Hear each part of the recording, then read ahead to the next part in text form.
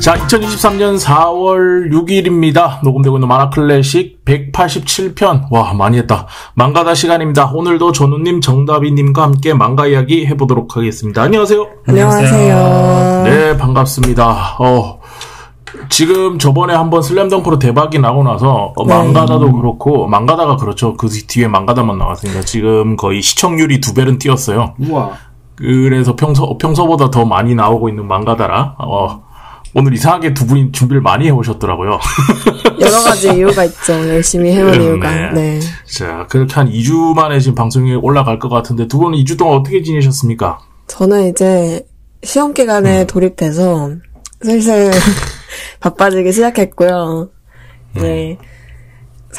이제 4월이라서 2분기 애니메이션들이 나오고 있어서 그걸 조금 체크해 보려고 하는데 오늘 다룰 만화의 애니메이션이 디즈니 플러스 독점으로 들어왔더라고요. 그래서 방영을 시작을 했는데도 한국에 안 들어와서 제때 보지 못해서 뭔가 언짢은 날들을 보내고 있습니다. 한국엔 아직 자막 만드나? 네, 모르겠어요. 저도 디즈니 플러스 애니메이션은 거의 안 봐가지고 라프텔로 보통 보니까. 근데 뭐 자막 만들고 이런 시간이 좀 필요한가 보죠. 전우님은 어떻게 지내셨어요? 저는 여러 가지 일이 있었는데 저번 주에 그 사이드 B 사교 클럽 거기 이제 가서 참석하고 왔는데 사람들이 진짜 많이 왔었어요. 그 다빈님은 아시겠지만. 근데 이제 그 중에 그 문학동의 편집자분도 오셨다고 해가지고 오셨죠. 네. 근데 제가 살짝 늦게 갔는데 소개는 이제 사실 생략하고 나중에 이제 이야기하는 걸 듣다가 그랬다고 하니까 이제 약간 좀 신기한 느낌이 있었고. 그날도 이제 뭐 평소처럼 뭐 한 달에 한 번씩 이렇게 갔을 때 느낌들이 되게 이야기는 많이 떠들고 오는 느낌인데 저는 항상 집에 올 때 뭔가 충만한 느낌으로 오거든요. 네. 뭐가 좀 이렇게 채워져가지고. 네. 집에 오면 이제 뭐 아내는 왜 이렇게 신나 있냐 뭐 이러고 있고. 근데 이제 그날 다빈이 좀 힘들었던 것 같아요. 인원이 그날 되게 많은데 또 다 한 명 한 명 이야기를 되게 많이 하시는 분들이셔가지고, 그래가지고, 그날 좀 이제 다비님이 힘드셨을 거다. 그리고 이제, 사교클럽도 올리셨더라고요. 게시물도. 네. 해금이 됐죠. 네. 원성이 자자했어요. 어젠가 그저께 올렸죠, 제가. 그저께, 하루 종일 할 일이 없는 거야, 처음으로. 오랜만에.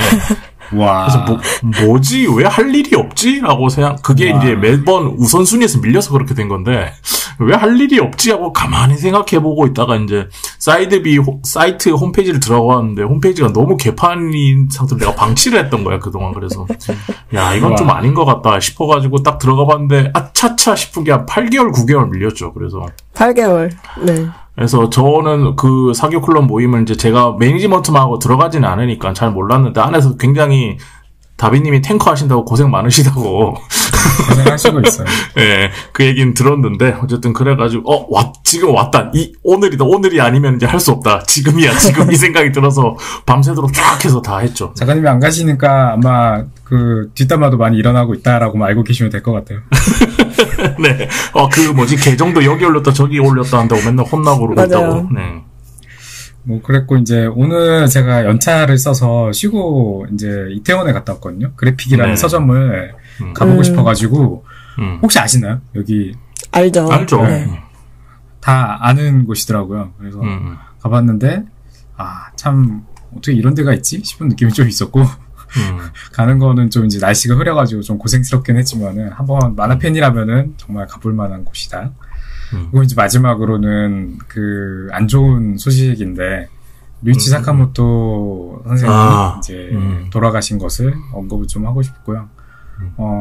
저는 이제 되게 좋아하는 아티스트였고 철들기 전부터 제가 막 뭐 이거를 찾아 듣는다라는 어떤 생각 없이도 이미 음악을 듣고 자랐었던 것 같고 제가 이제 개인적으로는 10년 전쯤에 그 병원에서 일하고 뭐 이럴 때쯤에 엄청 우울하고 하던 시절이 있었고 그때는 이제 뭘 하면서 그 시간을 보냈지라고 했을 때 기억나는 거는 뭐 이제 일을 이제 뭐 하고 있었던 것도 있지만 만화 보고 음악 듣고 하던 게 주로 대부분이었거든요. 근데 이제 그때도 일이 너무 많을 때라서 음악을 들으면서 일을 했는데 그 류시 사카모토 이 선생님의 음악을 좀 많이 들었어요. 그것도 이제 그 당시쯤에 우리나라 내한 공연을 하셨던 타이밍이어가지고 그때 애매해놓고 하루하루를 그 생각을 하면서 버텼던 이런 게 그런 시절이 있었거든요. 그래서 참 그런 정도의 음악을 제가 기억하는 다른 건 없기 때문에 마음속에서 의지했던 어떤 그런 분이었는데 이번에 이제 돌아가셨다라는 이야기를 듣고 참 좀 막 울었다가까지는 할 수는 없지만은 좀 착잡한 느낌?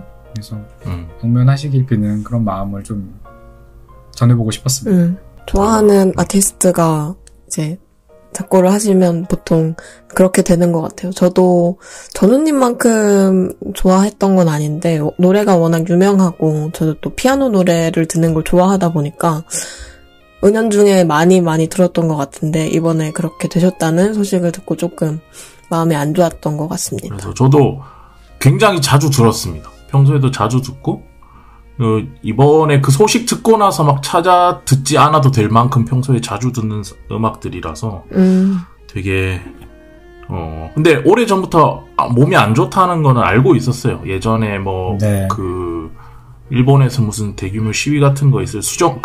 평화헌법 바꾸는 거, 그거 반대하는 시위 때도 본인이 이제 몸이 아픈데도 나와서 연설을 하고 뭐 이럴 때부터 알고 있어서, 이제 그렇게 길지 않구나. 그리고 최근에 한국에 어떤 사람이랑 좀 이슈가 있었잖아요. 류시 사카모토가. 네. 그래서 그때도 이제 많이 시간이 그렇게 길지 않아서, 그렇게 법적 대응 이런 걸 안 한다라는 얘기를 듣고 이럴 때부터 좀 알고는 있어서, 왔구나. 그 시간이 왔구나라는 생각이 들어서 저도 되게, 안타깝고 되게 그렇더라고요. 되게 많은 영감을 주는 그런 뮤지션인데.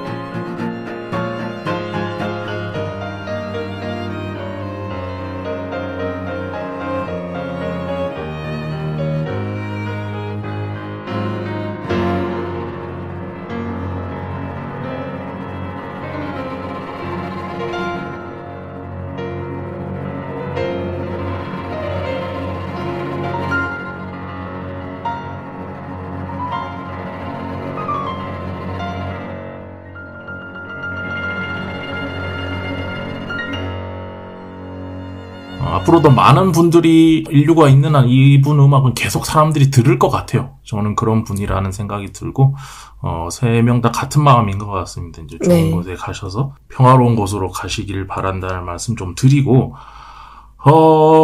그것과 함께 이번에도 이제 댓글들이 좀 많이 달렸어요. 많이 달렸는데, 우선 185편의 신조 케이코 작가의 매일 휴일 편에 오코노리라는 분께서 되게 짧게 이거 재밌죠? 라고 네.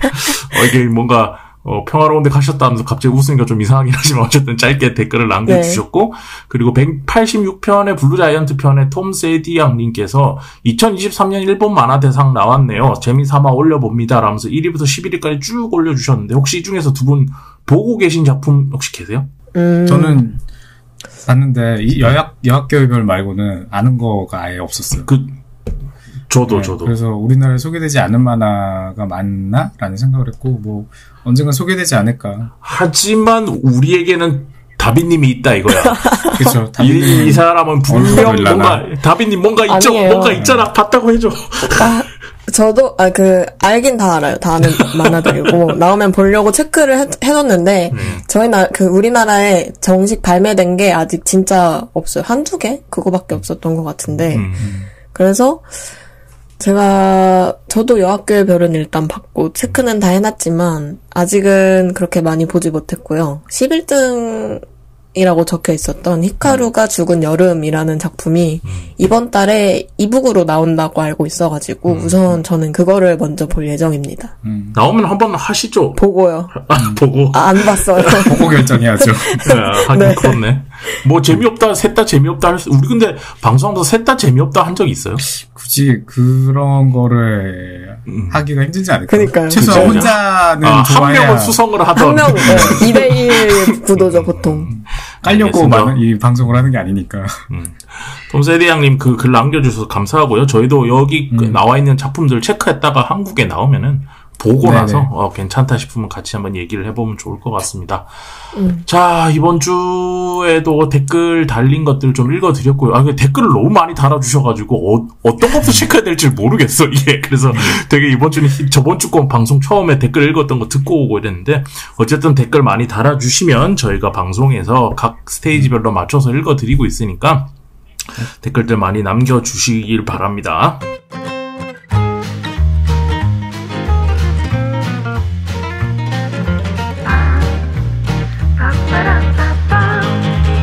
자, 오늘은 다빈님께서 그렇게 애타게 저희에게 네. 언젠가는 다루고 말겠다, 해야 된다. 뭐 거의 눈빛은 안 하면 나 망가다 탈 테다 이런 눈빛이었는데 처음 시작하셨을 때부터 말씀하셨던 그런 작품입니다. 오늘 어떤 작품 얘기하시려고 하시나요? 오늘 소개할 만화는 이시구로 마사카즈의 천국대마경이라는 만화고요. 원래도 네, 제가 진짜 좋아하고 여기저기서 여러 번 추천을 한 만화라서 기회가 되면 한번 소개를 하면 좋겠다라고 생각을 계속 하고 있었어요. 근데 예전에는 워낙 복잡한 내용인데 안 풀린 부분이 너무 많고 권수가 아직 별로 안 많다 보니까 선뜻 하자고 얘기를 하기가 좀 어려웠는데 최근에 나온 7권에서 이제 초대형 떡밥들이 풀리면서 약간 이야기의 실마리가 보이기 시작한 느낌이라서 이쯤에서 하면 딱 재밌는 얘기가 많이 나올 것 같다 싶어가지고 추천을 하고 싶었고 또 마침 이번에 4월부터 애니메이션이 방영이 되고 있기도 해서 소개를 딱 할 만한 타이밍이라고 생각을 했어요. 저한테 있어서는 다른 만화에서 느껴보지 못한 독특한 경험을 선사해준 만화이기도 해서 꼭 한번 추천을 하고 싶었습니다. 저도 마찬가지 다빈님이랑 거의 똑같은 마음이었고요. 언젠가 소개해야 되는 만화였죠. 그리고 지금이 딱 그 타이밍이다 라고도 이제 동감하고요. 그래서 대환영하는 마음이었고 원래도 이제 제가 소개하자고 해가지고 그래도 마을은 돌아간다를 했었잖아요. 네. 그때도 이제 저희가 다 좋아했던 거 같은데 이 작품도 뭐 이시구로 마사카즈 작가의 그 강점들이 다 담겨져 있죠. 귀여운 그림체, 또 이제 그 연출적인 측면들, 그때도 이제 다 호평했던, 그리고 그때도 추리구조의 어떤 그 플롯들, 이것들이 여기에 이제 또 비슷하게 담겨져 있어서 이게 이제 작가가 잘하는 것들 다 담아뒀는데 거기에다가 포스트 아포칼립스라는 그리고 이제 또 미스터리한 전체적인 어떤 플롯들 이것까지 이제 얹혀져 있다 보니까 제 개인적인 입장에서는 뭐 저만 그럴 것 같지도 않고요. 근데 좋아하지 않을 수가 없는 요소들을 정말 다 작가가 구겨 넣은 느낌. 그래서 이거는 웬만하면은 좋아할 것 같다라고 생각도 한데 근데 또 이제 잘 보면은 호불호가 있을 수 있는 매니악한 내용들도 조금 있을 수 있는 것 같긴 해서 한번 뭐 소개하면서 뭐 여러 가지 이야기를 많이 해보면은 어떨까 싶기는 했어요.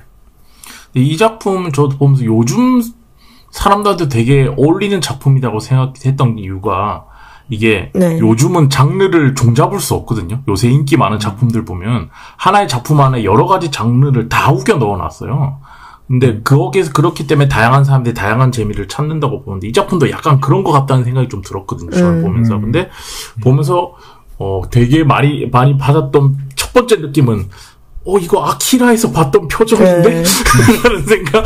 표정이 아키라에 나왔던 거랑 똑같잖아, 이거랑. 그리고 약간 드래곤 헤드라는 만화 좀 많이 생각났고. 그리고 스토리를 계속, 솔직히 스토리는 내가 진짜 할 말이 많은데, 스토리 측면에서는 좀, 우라사와 나오키 작품 보는 듯한 느낌? 그래서 굉장히 머리가 좀 복잡했고, 그리고 개인적으로 이런, 아포칼립스, 포스트 아포칼립스 이런 작품 할 때는 연출이나 이런 데서 우리한테 뭐가 보여주기 위한 과격함 이런 것들이 되게 많이 나오는데 이 작품 그게 없어요. 그래서 저는 보면서 그게 좀 너무 평온하게 연출하는 거 보고 그게 좀 많이 특이했거든요. 그래서 그 지점에 대해서 좀 오늘은 얘기를 해보면 좋을 것 같다라는 생각이 들었습니다. 보면서 재밌었어요, 저도. 말씀해주신 대로 내용이 조금 복잡해요. 복잡해서 줄거리를 어떻게 요약해야 될까 고민을 했는데 그래서 이번에는 출판사 소개를 조금 써보기로 했고요. 출판사 소개를 읽어보면 아이들이 살고 있는 벽으로 둘러싸여 있으며 풍요로운 자연이 있는 시설 토키오는 시험을 보다가 바깥의 밖으로 나가고 싶습니까? 라는 메시지를 받고 나가본 적이 없는 벽 바깥 세계를 상상한다. 한편 바깥 세계에서는 마루와 키루코가 폐허가 된 일본에서 생존 투쟁을 벌이며 천국을 향해 여행하고 있었다. 폐쇄된 천국과 막영이 된 일본 두 세계를 오가면서 수많은 수수께끼를 파헤쳐라. 이게 출판사 소개고요.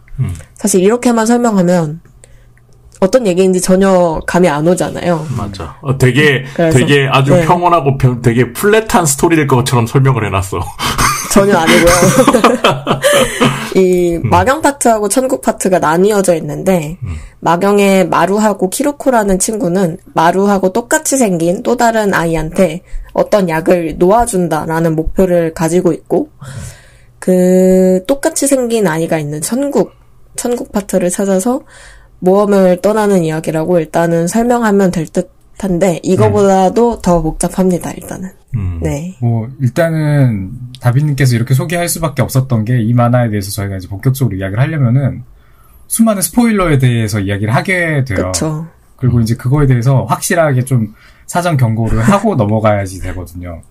기본적으로는 이제 그 포스트 아포칼립스 SF물이긴 한데 실제로는 전체적인 게 모든 게 다 미스터리한 구조를 가지고 있고 그래서 이 만화를 재밌게 보는 어떤 방법이라고 한다면은 독자 나름대로 계속 추리를 하고 내용들을 서로 연결시키고 짠 맞추고 하면서 보는 거예요. 그러니까 1권을 쭉 이렇게 처음에 1회차로 보게 됐을 때랑 보고 나서 다른 어떤 정보를 안 찾아보고도 다시 1권을 쭉 다시 보면은 발견되는 부분이 바로 있거든요. 그래서 이런 식으로 생각을 하면은 그냥 다른 나중에 나오는 이야기를 조금만 듣게 되더라도 많은 그 스포일러가 생기면서 재미가 없어질 부분들이 진짜로 많다고 생각을 하고요. 그리고 이제 이게 아까도 이야기한 것처럼 약간 호불호는 있을 수 있어요. 그래서 이 만화 그냥 나 안 볼 거야라고 생각하고 방송을 들으시는 분이 계실 수 있는데, 근데 그 호불호적인 어떤 측면까지 포함해가지고 제가 생각할 때는 이 만화 자체를 아예, 안 보는 이런 상황이 아니라, 그 방송을 듣고 만화를 보는 게 더 최악인 것 같아요. 정말 재미를 잃어버리는 부분인 것 같아요. 만화를 안 보는 것보다도. 그래서 저는 만화를 안 봐도 되는데 방송을 듣고 만화를 보는 일만큼은 정말 없었으면 좋겠고 그래서 가능하면은 청취자분들이 만화를 꼭 먼저 보고 방송을 한번 들어보시면 좋겠다라고 얘기를 하고 싶어요. 저도 이번에는 진짜 만화를 먼저 보고 들어주셨으면 좋겠다는 의견에 동감을 하고요. 저는 평소에 스포일러를 보고 뭘 보는 거를 아주 좋아하는 편인데 누가 이 만화 앞내용 스포일러를 하고 내가 그 상태에서 1권부터 봤다 이렇게 생각하면 그런 일이 실제로 일어나지 않았는데도 막 화가 나는 것 같거든요.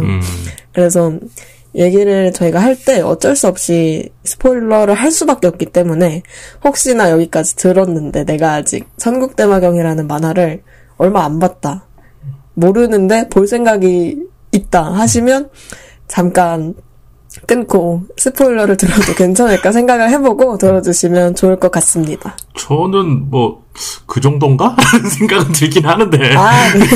그 정도예요. 네, 어쨌든 뭐 두 분이 그렇게 강력하게 요구하시니까 그러면 저희는 여기서 잠깐 방송 끊고 여러분들 만약에 이 방송 내용을 듣기 전에 웬만하면 천국 대마경 7권까지 보고 오셔서 같이 들어주셨으면 좋겠다는 말씀 드리면서 잠깐 끊고 가도록 하겠습니다.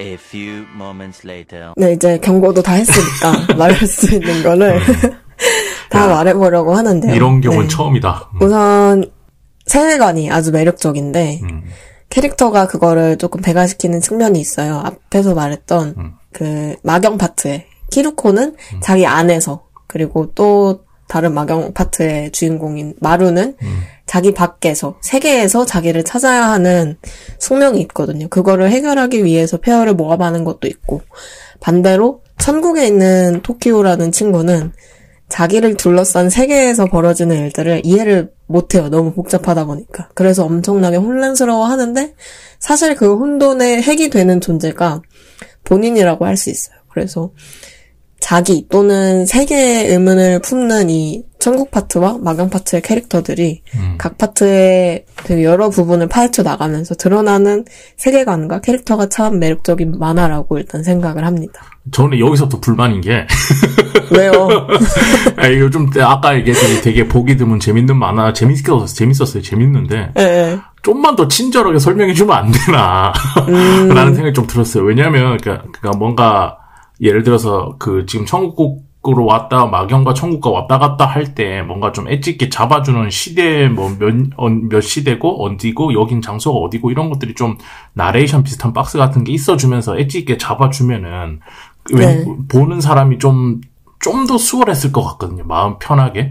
근데 이건 그거 없이 너무 휙휙휙 바뀌니까 그게 좀 힘들었어요. 그래서 왜 이렇게 불친절하지? 나의 에너지를 왜 이렇게 많이 쏟아가지?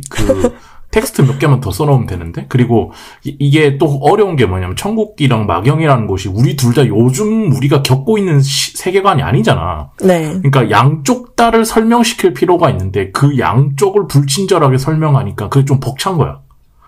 한쪽은 내가 사는 세계랑 비슷하니까 그렇겠구나 하고 한쪽만 그렇게 어지러워져 있으면 그쪽으로만 추리를 해가면 되는데 양쪽 다 추리를 해야 되니까 그게 너무 힘들었고, 그래서 한 5권인가 6권 될 때까지는 진짜 다비님 때문에 봤어. 이게 그렇게 재밌다고 하니까 이게 이러면서 물론 그 재밌긴 했는데 그 뒤에 가니까 이제 무슨 재미인지 알겠더라고요. 거기까지는 좀 힘들었어요. 처음에 너무 복잡해서.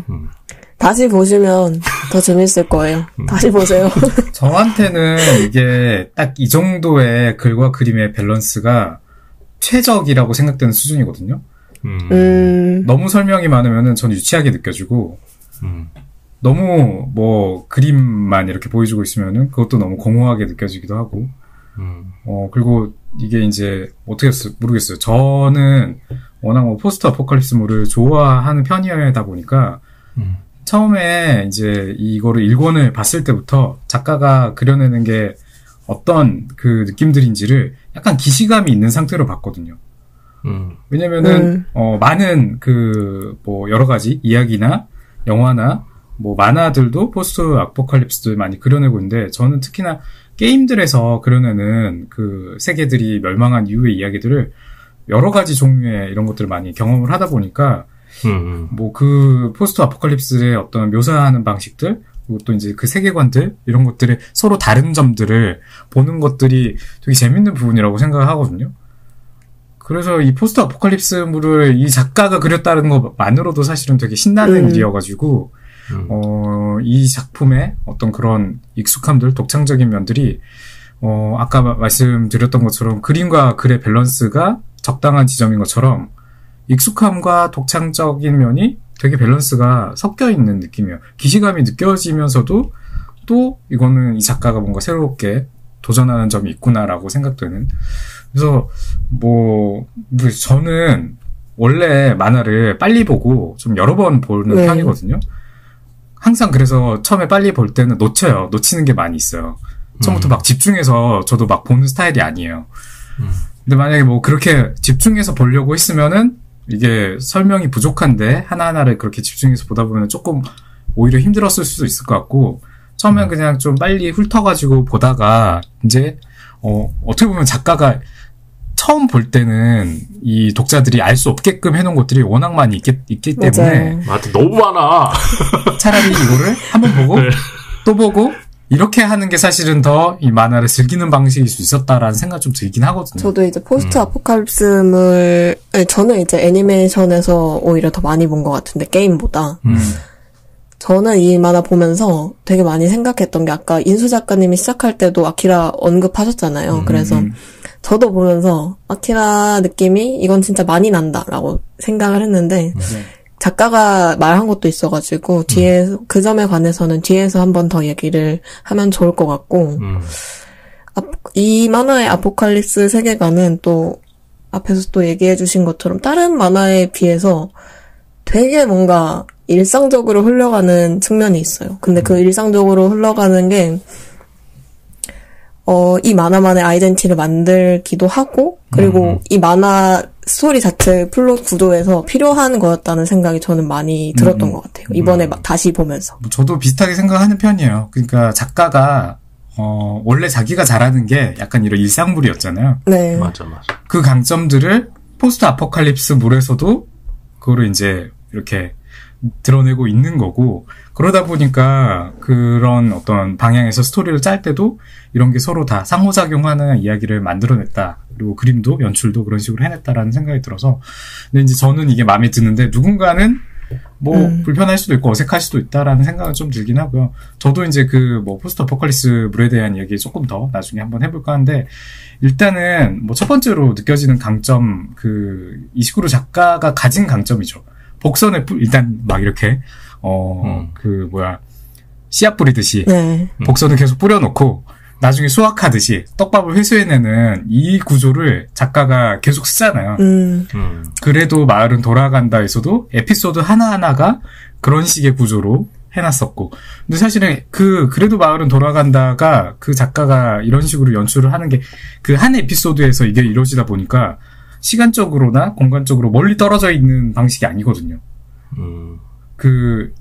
에피소드 초반에 나온 게 그냥 에피소드 후반에 회수가 될 뿐이니까 기억을 하고 있는 중에 살짝만 돌아가면은 바로 이거를 볼 수가 있으니까 딱 명료하게 에피소드들이 복선이 회수되면서 끝나는 이런 플롯들을 계속 해왔는데 이번에는 이게 이제 완전히 사이즈가 켜진 거죠. 네. 1권에서 뿌린 에피소드를 뭐 7권에서 회수한다든가 이런 식으로 되고 있으니까 그러니까 이 작가가 그러면은 전체적인 플롯을 지금 거의 다 짜놨다라는 거잖아요. 이야기들의 어떤 그 서로의 복선들이 연결되는 지점들 이런 것들을 배치를 하고 그게 또 이제 그림이랑 연출적으로도 연결이 돼야 될 텐데 보면은 연출적으로도 언제 이 부분에 딱 이렇게 보여줘야 될지 터뜨려야 될지 또는 어떻게 해서 서로 다른 그 시공간의 이야기를 연결을 또 시켜가지고 이렇게 좀 긴밀하게 독자가 볼 때는 이게 서로 완전히 상관없는 이야기가 아닌 것처럼 보이게끔 하는지들을 이 작가가 되게 치밀하게 고민을 해가지고 이렇게 우리한테 보여주고 있다. 이게 이제 놀랍게 느껴지는 거죠. 일단은 제가 생각할 때 어쨌든 이것도 소년 만화의 하나일 테니까 출판 만화들 일본의 출판 만화들이 사실은 이렇게 하기가 힘들잖아요. 연재가 주간 연재나 또는 뭐 격주 길어봤자 월간의 연재인데 되게 시간적으로 빠듯할 거고 이게 더 재밌겠다 아이디어가 덧붙여질 수도 있고 또는 인기가 이거를 하면 어때 해서 뭔가 더 스토리가 들어가거나 또는 인기가 이제 막 없어져가지고 너 3화 안에 끝내 하면은 갑자기 수습해야 되고 말이 안 되는 어떤 이런 것들이 생길 수밖에 없는 구조라는 거죠. 앞뒤가 맞지 않는 뭐 드래곤볼이나 슬램덩크들도 보면 그런 이야기들 조금씩 있으니까. 근데 이 만화는 지금 이 정도의 사이즈인데 이 정도의 플롯과 복선들을 배치해가지고 만들어내고 있다라는 거는 한 가지는 이 작가가 가진 강점이 그런 부분에 있으니까 이거를 되게 확장시켰구나. 에피소드 하나에서 보여주던 방식들을 완전히 확장시켰구나. 그래도 마을은 돌아간다 마지막 엔딩 부분이 약간 이런 식으로 좀 사이즈가 큰 규모의 반전 트릭을 좀 해놨던 것 같은데 이 만화를 이제 그때가 약간 연습이었고 천국대마경에서 완전히 그거를 본격적으로 하고 있구나라는 생각이 드는데, 근데 이것도 이제 이야기에 엄청나게 자신감이 있어야지 가능한 게 아닐까. 연재 중단되거나 인기가 너무 없어가지고 사람들이 이해를 못해가지고 재미없어하고 답답해하고, 요새 막 이런 답답한 이야기가 인기 있지 않잖아요. 시원시원한 체인소맨처럼 막 이렇게 시원시원한 게 인기가 있지. 그래도 이 작가가 이제 자신감을 가지고 이야기에 어떤 확신을 가지고 이렇게 하는 것 같고, 저같이 뭐 팬들은 당연히 이 작가의 어떤 이야기에 매료될 수밖에 없고, 그래서 이 작가에 대해서 어쨌든 더 많이 또 이번 그 천국대마경을 통해서도 이식으로는 정말 짱이다 라는 생각을 한 번 또 하게 됐어요. 네. 근데 이게 뭐랄까, 저도 좀 복잡하긴 했는데 되게 크게 많이 준비했구나라는 생각 많이 들었거든요. 보면서 뭐 준비한 게 되게 많고, 그리고 다른 포스트 아포칼립스물이랑 다른 점이 뭐냐면 주인공들이 긴장해 있지 않아. 그러니까 귀여운 측면들이 많다는 거죠. 그러니까 이 주인공들이 그 사이에 내가 이렇게 많은 떡밥을 뿌리고 이걸 회수할 때까지 이 친구들의 귀여움을 보면서 약간 로맨스인 듯 아닌 듯한 이 로맨스를 보면서 기다려줘 독자들아라고 하면서 작가가 세팅해놓은 지점들 분명히 있다고 생각하거든요. 그거 없이 그냥 했으면 나 책 집어 던졌다 진짜 이거. 그래서 작가 잘 알고 하는 것 같아. 그러니까 뭘 하고 어떤 걸 내가 보여주기 위해서 뭘 줘야 되고 내어줄 건 내어주고 이러면서 만든 것 같아서 그런 지점에서는 저도 독이 되게 더 길게 보고 만들었구나라는 생각이 들었어요. 캐릭터들의 매력도 사실은 포함되어 있죠. 캐릭터들 다 정말 매력적으로 또 만들어놔서. 그러니까 이제 이 만화를 보면서 다시 한번 어떤 다른 매체들과 비교했을 때 만화책이라는 그 매체의 강점이 어디에 있나. 저는 이시구로가 그려낸 만화들을 볼 때 만화로서의 강점들을 정말 잘 느낄 수 있는 것 같아요. 어쨌든 만화는 기본적으로 작가가 의도하고 배치한 시공간에 이런 연출들을 독자가 이제 그걸 다시 머릿속으로 재배치하면서 재현하면서 즐거움을 느끼는 그런 장르라고 생각을 하거든요. 근데 이제 그 부분에서 어떤 만화는 독자가 아무런 개입을 하지 않아도 이제 그냥 따라가지는 만화들 있죠. 사실은 그냥 좀 단순한 만화들은 특별한 개입이 필요하지 않는 것 같고, 또 어떤 만화들은 특별한 개입이 필요하진 않지만 사실은 독자가 그렇게 그냥 아무 생각을 안 했을 때 급 지루해져가지고 자연스럽게 멀어지는 만화들도 있을 거고요. 저는 이제 그래픽 노블이 약간 그런 장르라고 생각하는데 어쨌든 재미가 이렇게 달라질 수 있는 게 그게 작가가 의도한 것도 있지만 독자의 어떤 개입도 좀 포함되어 있다고 생각하거든요. 작가가 제가 볼 때는 이 이수그로 작가의 스타일에 익숙하지 않으면은 사실 이렇게 좀 거리감이 느껴질 수는 있을 것 같아요. 근데 이수그로에게 좀 익숙하기도 하고 저는 이슈그로 작가가 나름대로 그래도 좀 친절한 편이라고 생각을 하는 편이에요. 그래서 조금만 우리가 이제 이 작가의 스타일에 맞춰가지고 좀만 개입을 하려고 하고 고민을 하려고 하고 좀 맞춰보려고 하다 보면은 약간 이런 노력이 좀 필요할 수 있지만 저는 그 독자에 투자하는 비용에 비하면은 만족감은 저는 훨씬 크다고 생각하거든요. 그래서 저는 이 이슈그로 작가의 만화가 약간 그 만화라는 매체의 강점을 설명할 때 사실은 견본처럼 소개가 돼야 되는 부분이 있다고 생각해요. 방금 전우님 말로 나한테 장풍 쐈어. 친절해 임마 이러면서 나한테. 저는 친절하냐 아니냐 하면은 이식으로 만화까지는 말로 설명하기보다는 그림으로 설명하는 걸 훨씬 좋아하는 쪽이라고 생각을 하고요. 저도 이제 마찬가지로 열심히 볼수록 이건 진짜 열심히 볼수록 재미있는 만화라고 생각을 한 게, 이 만화에는 진짜 1화에서부터 제일 큰 트릭이 걸려있어요. 근데 너무 간단한데 어지간해서는 거기에 벗어날 수 없는 트릭이 하나 걸려있다고 생각을 맞아요. 하거든요. 그런 것도 있어요 여기에? 있어요. 1화에서 뭐지? 미미히메가 토끼귀는 아닌데 귀단 애가 바깥에서 두 사람이 나를 구하러 오는 거야. 그 중에 한 사람이 토끼하고 똑같이 생겼어 라고 말해요. 근데 그거 이 말처럼 미미히메가 본인의 능력으로 미래를 본 건 맞아요. 그런 능력이 있어서 본 건 맞는데 아주 가까운 동시간의 미래가 아니라 조금 더 막 몇십 년 떨어져 있는 그런 훗날의 미래를 본 거죠. 근데 이 말 때문에 읽는 사람은 진짜 한동안 토키오하고 미메이 히메가 살고 있는 이 벽 안의 세계하고 마루랑 키루코가 사는 벽 밖의 폐허, 마경 파트가 동시간이라고 상정하고 만화를 읽을 가능성이 진짜 높아져요.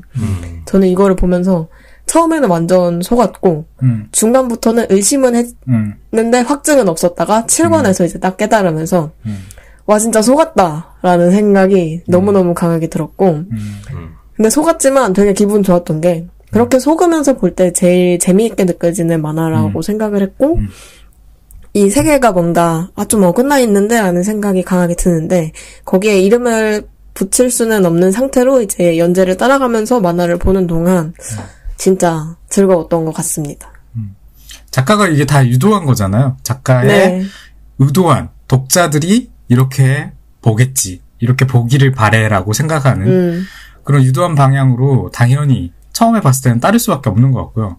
그래서 저는 이 연출이 진짜 좋은 연출이라고 생각하는 게 어쨌든 저희가 이제 계속 보면 볼수록 서로 시공간적으로 완전 따로 떨어져 있어요. 그리고 한동안 이들이 얽힐 일이 없어요. 다른 공간, 네. 다른 세계관, 다른 인물도 되게 많이 나오죠. 학원에 안에서는 어린애들 정말 많이 나오고 그 마경의 그 이야기들도 주인공은 2명이지만 엑스트라들 또는 이제 그 우리가 NPC라고 부를 만한 이런 캐릭터들도 되게 많이 나오는데 어떻게 보면은 너무 많은 인물들이 나오고 서로 다른 공간이 이렇게 이어지는 거니까 그냥 배치를 했으면 그냥 병렬로 배치를 했으면은 지루해질 수밖에 없었을 거예요. 이게 서로 상관없는데 언젠간 이제 이게 뭔가 이렇게 뭉치는 지점이 생기겠지만 지금 이게 엄청 장대한 이야기처럼 보이기 때문에 당장 그럴 일이 없을 거고 그렇게 했을 때 이건 너무 상관없는 이야기여서 그렇다고 해서 어떤 이야기 하나만 보여줄 수 없는 거죠. 작가의 의도에 따르면은. 그거를 정말 그 다비님이 말씀하신 언급한 그 대사 하나 가지고 해결했다고 보여지는 거죠. 서로 완전 상관없었던 시공간인데 당장 뭔가 연결이 있는 금방 얘네들이 언젠가 분명 찾아올 것 같은 느낌으로 만들고 독자가 그걸 기대하게끔 스토리텔링의 어떤 목표인 것처럼 큰 줄기를 만들어 놓고 만화이기 때문에 이게 가능한 연출이라고 저는 생각을 하거든요. 근데 이제 실제로는 계속 저희가 보다 보면은 결국에는 우리가 알게 되죠. 이거는 트릭이었네. 지루하게 보지 않게 만들기 위한 트릭이었네라고 생각을 하게 되고 7권까지 보고 나서 1회차부터 보고 다시 보면 또 완전히 다르게 보여요. 그러니까 이때부터는 이런 식으로 다시 한번 이 독자의 어떤 첫 경험에 대해서 유도한 작가의 이런 방향을 그러니까 작가는 우리가 뭘 볼지 어떻게 할지를 상상하면서 그려놓고 그거를 이제 이야기로 만들어서 다시 한번 꽈가지고 이렇게 최종적으로 이야기를 만들어낸 거니까 다시 한번 또 이지코로 작가에 대해서 다시 한번 감탄을 하게 되는 이 부분이 사실은 이 1화에서도 이미 있었다고 생각을 해요. 근데 듣고 보니까 그 지점 맞는 것 같네요. 만약에 이게 그런 게 그런 트릭이랄까 얘들이 올 거라는 긴장감 그게 없었으면 1권부터 집어 던졌을 것 같긴 하네요. 네. 너무너무 다행이죠. 그런 게 있어서.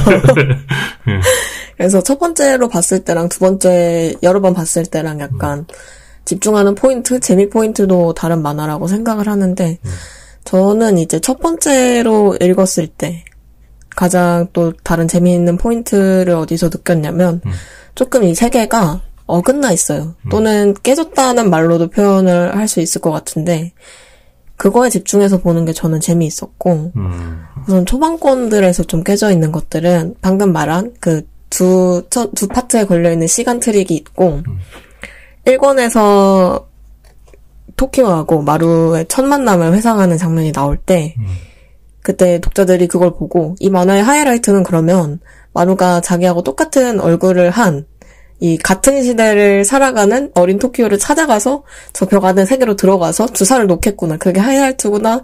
라고 예측을 할 수 있는데 근데 이제 그게 사실 함정이기 때문에 갈수록 우리가 뒤로 갈수록 처음에 굳어져 있던 그 믿음을 의심하는 식으로 만화를 읽게 됐던 것 같아요. 두 분 다 너무 이 만화에 너무 진심이 좋아하니까. 뭐 이렇게까지 해요. 뭐 어쨌든 되게 네. 평소보다 두 분 다 너무 진지해서 내가 뭐 나는 저 정도는 아닌데 보면서 이 정도는 아니었는데 한 번 봐서 그래요. 한 번 봐서 그래요. 맞아요. 네. 또 다른 깨진 부분이 있다고 하면 키루코의 성별이 좀 큰 것 같은데 그 중에서도 1권에서 1권이 특히 마루의 시선을 통해서 키루코의 몸이 유독 대상화되어서 보여지는 권이에요. 그러다가 1권 후반에 마루가 갑자기 나는 누나를 좋아한다라고 고백을 하는데 거기서 진짜 충격적인 대사가 나오죠. 나는 남자야 라고. 처음에 이거를 1권에서 봤을 때 1권을 보고 진짜 황당하고 충격적이었어요. 근데 이게 뒤로 갈수록 단순히 황당한 지점에서 그치는 게 아니라 이 천국대마경이라는 만화를 따라가는데 엄청나게 중요한 요소로 작용을 하잖아요.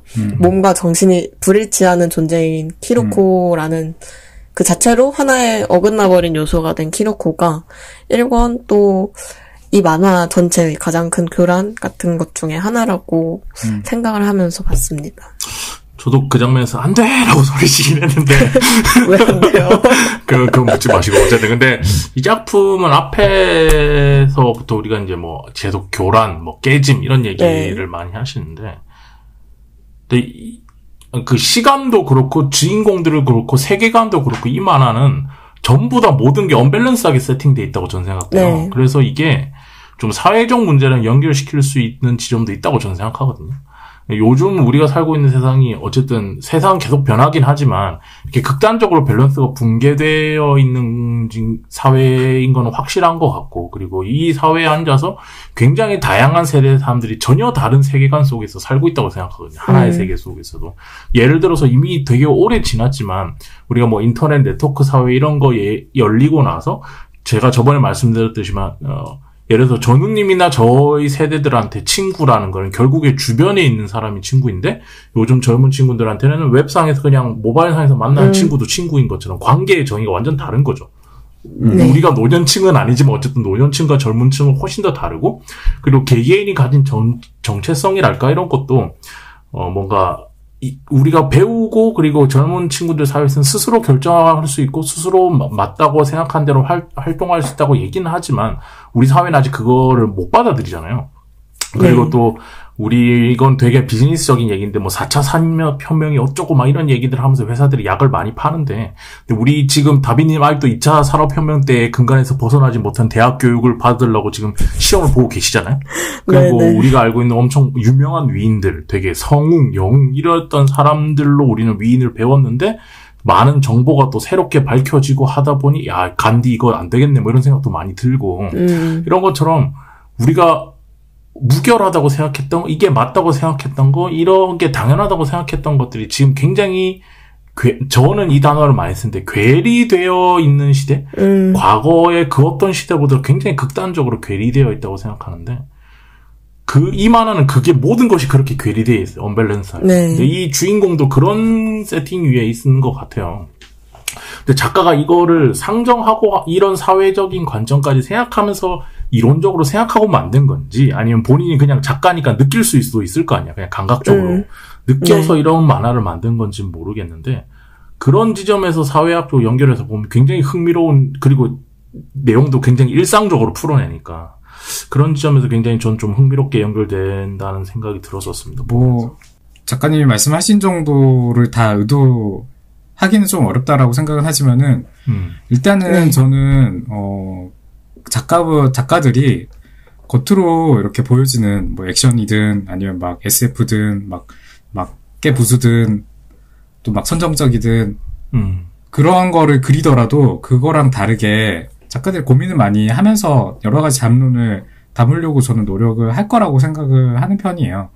뭐 망가라고 해가지고 뭐 주간연재해서 막 소년점프 인기 만화 되려고 다 노력하고 있지만은 그렇다고 해도 저는 좀 거기서 작가들이 아무 생각 없이 이렇게 그리는 거라고 생각은 전혀 안 들어가지고 이 만화도 저는 뭐 체인소맨이나 뭐 이런 만화들처럼 담론들이 되게 많이 들어가 있는 만화라고 생각을 하는데, 근데 이 작가가 워낙 잘하는 게 진지하게 절대 이야기를 하지 않는 작가고 워낙 잘 다루는 게 아이러니예요. 아이러니한 상황들을 너무 잘 만들어내고 잘 연출하고 그래도 마을은 돌아간다 해서 그런 것들이 이미 엄청나게 많았었기 때문에 잘하고 있는 거를 그냥 또 하고 있는 거라고 생각은 하는데 이게 이제 SF나 포스트 아포칼립스라는 장르가 그런 거를 더 다루기 좋게 만든다고 생각하거든요.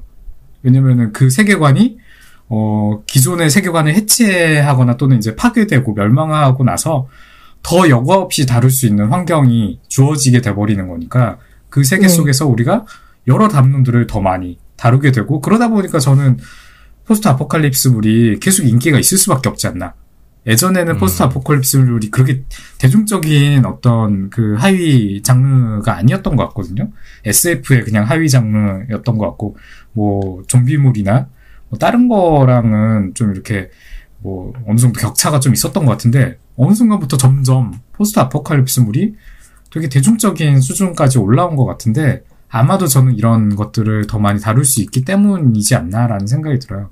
그래서 이 만화에서도 말씀하신 어떤 이런 장면들에서도 그거를 다루는 방식이나 연출들 저는 작가가 아무 생각 없이 그렇게 했다라고 생각은 하지 않고 또 이게 단순히 그냥 기능적인 측면에서 사용했다라는 생각도 들진 않고 연출적인 부분에서 그리고 스토리텔링적인 부분에서 그 주인공의 사연들 적체감의 혼란들 이런 것들을 다루기 위한 방식으로 썼다고 생각을 하는데 이게 이제 아직 뭐 다 밝혀진 부분은 아니지만 다비님 이야기한 것처럼 사실 이게 크게 떡밥으로 작용할 부분처럼도 생각을 하고 아마 지금 사실은 우리가 이 주인공들 학원 안에 들어가 있는 주인공들 말고 키리코랑 그 마루랑 이 주인공들은 과거 이야기가 조금씩 나오다 보니까 잘 알고 있는 것처럼 보이긴 한데 실제로는 이 두 캐릭터도 저는 비밀이 되게 많이 있다라고 생각을 하고 사실은 어떤 반전이 있을 수 있다라고 생각을 해요. 마루 같은 경우에는 점점 우리가 이제 토키오랑 뭔가 연관이 있겠구나라는 생각을 바로 하게 되죠. 너무 닮았으니까. 뭔가 반전이 또 근데 있을 것 같죠. 왜냐? 작가가 그거 이미 우리가 그렇게 생각할 거를 유도하면서 연출을 지금 하는 거니까. 그렇게 이상한 초능력 막 쓰잖아. 마루가 토키오 아들이잖아요. 응. 거의 그렇게 생각을 지금 뭐 7권에서 100% 이제 할 수 있는 상황이죠. 키루코도 근데 저는 분명히 있다. 그 키루코 또는 이제 하루키도 분명히 상관없지는 않아 보인다. 뭐 이런 생각이 들고 어쨌든 다비님이 이야기한 거에 저도 좀 약간 말을 덧붙이고 싶었어요. 마루가 아니고 키루코가 느끼는 그리고 다른 캐릭터들이 느끼는 혼란감 같은 거를 대상화해서 보여주는 장면들도 물론 존재를 하고 이 만화를 약간 불호다라고 생각하는 사람들은 대부분 저요? 그런 이유에서이지 않을까 하는 생각이 드는데 좀 너무 복잡해. 솔직히 이거 인정하자. 좀 복잡하잖아. 솔직히 복잡하긴 하죠. 네, 어쨌든 3권 이후에서부터는 키루코 정신의 교란이 확실히 일어나요. 내가 여자인 것 같아, 남자인 것 같아? 라고 막 농담처럼 마루한테 물어보는데 이미 거기서부터 키루코는 자기가 여자인지 아니면 남자인지 스스로도 되게 헷갈려하고 있다고 생각을 했어요. 근데 이게 그 내용이 있었기 때문에 좀 더 재밌어진 것 같지 않아요? 그러니까 근데 뭐로 설명을 해야 되지? 그러니까 솔직히 그 캐릭터가 가지고 있는 개성이나 그 사람이 가지고 있는 성격 이런 걸 생각했을 때는 스스로 자기가 나는 이런 캐릭터라고 정의 내려야 맞다고 그럴 수 있는, 충분히 그럴 가능성이 있는 캐릭터라고 생각하거든요. 근데 그렇게 되면은 되게 재미없었을 것 같아요. 그래서 근데 그렇게 정의를 내렸으면은 본인이 그러니까 아내는 남자지만 겉의 신체상 여자인 거잖아요. 근데 그거에 대해서 나는 그런 사람이야라고 받아들인 캐릭터로 만들었으면 저는 캐릭터 자체는 더 멋있었을 것 같거든요. 근데 이제 그게 없으면 이 캐릭터가 너무 좀 공허해질, 그 고민을 안 하는 캐릭터처럼 만들면 너무 공허해질 것 같긴 한데 어쨌든 그런 지점에서 이거는 저는 일부러 살려둔 것 같아요. 제 생각에. 말이 좀 이상하긴 한데 근데 그 캐릭터가 가지고 있는 성격으로 봤을 때는 이 문제는 진작에 해결됐어야 될 문제라고 저는 생각했거든요. 보면. 키루코도 아이러니하고 토키오는 제가 잠깐 드는 생각이 그러니까 제가 생각할 때는 지금 이수 작가님의 의문점이 이유가 있다라고 저는 생각을 해요. 키루코가 어떤 거요? 네. 어떤 저는 비밀이 있다고 생각을 하는 편이거든요. 저는 지금 키루코의 제 나름의 가정은 하루키가 아닐 수도 있다라고 생각을 하고. 키루코가 키리코라고요?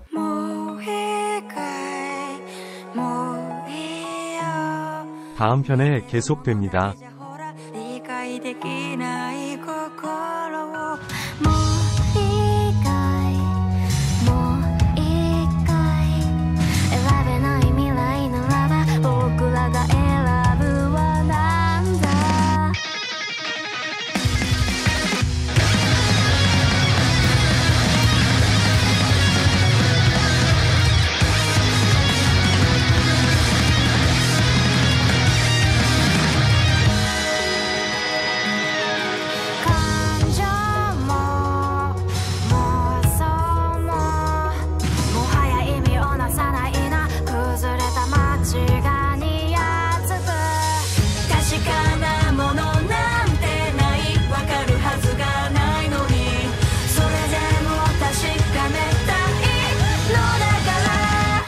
見せた